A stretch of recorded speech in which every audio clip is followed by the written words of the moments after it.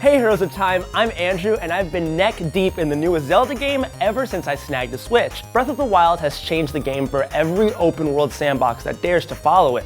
But it's only the latest in a long line of innovative and incredible games that all started with The Legend of Zelda on NES.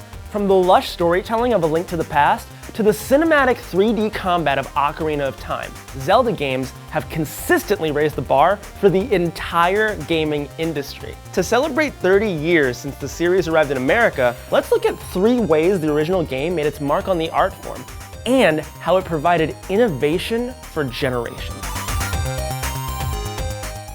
The second quest. Take a breath, close your eyes, and imagine you're a kid in 1987. See the latest Nintendo newsletter? Whoa, nice graphics. I'd like to get my hands on that game. You mean you haven't played it yet? After dozens of hours and a few expensive chats with an official Nintendo game counselor, you finally gathered every Triforce shard and stuck a silver arrow in Ganon's heart. Zelda is safe. Peace returns to Hyrule, curtain closes, the end. Time to go play Kid Icarus, right? But after the credits roll, there's a message that says, another quest will start from here. And just like that, millions of minds were blown. Designer Takashi Tezuka miscalculated how much data could fit on an NES cartridge. Zelda was finished, but they had only used half of the available storage space. So they whipped up 9 more dungeons and built a brand new quest around them. There's no new story or different graphics or unlockable characters, nothing like that. But instead we get a remixed overworld and some ball-crushingly hard new dungeons. Enemies hit harder. There are all new kinds of traps and tricks to mess with your head. You can even permanently lose heart containers, which is just cruel. The second quest really felt like a brand new adventure, and it gave birth to the entire concept of New Game Plus modes. Today, nearly every game has some sort of post-endgame content. It's been an RPG staple since Chrono Trigger, and it's spread to games in other genres like the Arkham series and shooters like Borderlands. Some games let you start again with the items you acquired in your first quest, but others let you play as different characters, like Kingdom Hearts Chain of Memories, or give you upgrades to help you with the inevitable increase in difficulty, like Metal Gear Solid. You got enough? Absolutely. Infinite ammo. It's a great way to extend the value of a game and give the most dedicated players an excuse to return to a world they've come to love. And it all started with Zelda.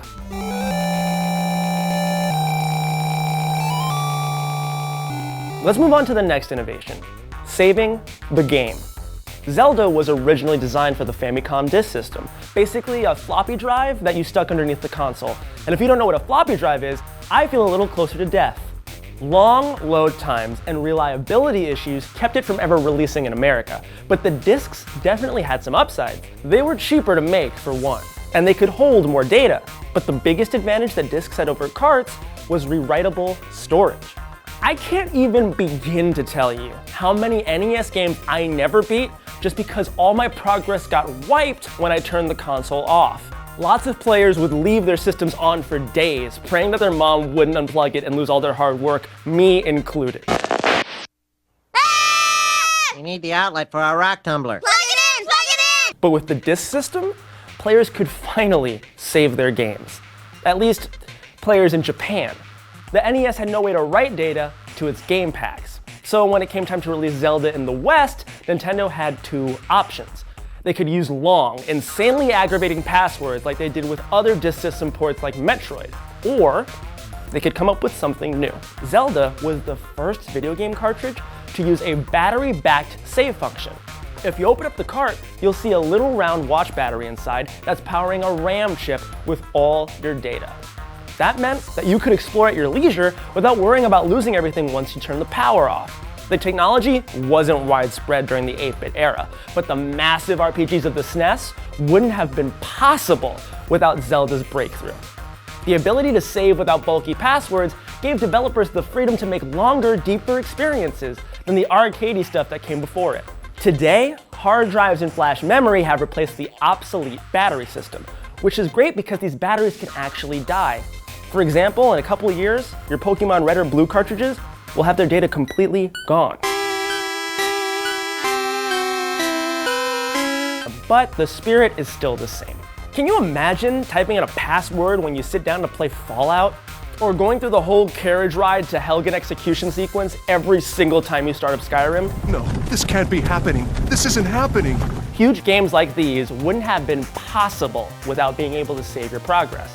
They also wouldn't have been possible without Zelda's third big innovation, open world adventure. Zelda started out as a linear dungeon crawler, inspired by older titles like Tower of Jiraga. But creator Shigeru Miyamoto wanted to capture the feeling of discovery he remembered from exploring caves as a kid. So he hid the dungeons away in a massive overworld and let the players just find them on their own. And it's genius. Now, Zelda wasn't the first open world game. The genre's roots actually go back to Atari's Adventure and Richard Garriott's Ultima. But none of these games had the polish and elegant simplicity that Nintendo poured into Link's first quest. Zelda drops you into an empty, rocky valley with just a shield at your side. Inside a cave nearby lives a kindly old man who gives you your first sword. But if you want, you can just walk right past him. It's actually possible to reach Ganon without ever even taking the sword, though you won't actually be able to kill him. That's the kind of non-linear freedom that Miyamoto envisioned. The entire massive land of Hyrule is there for you to explore without any tutorials or quest markers telling you where to go. Once Zelda opened gamers' eyes to the possibilities of a wide-open sandbox, there was no turning back.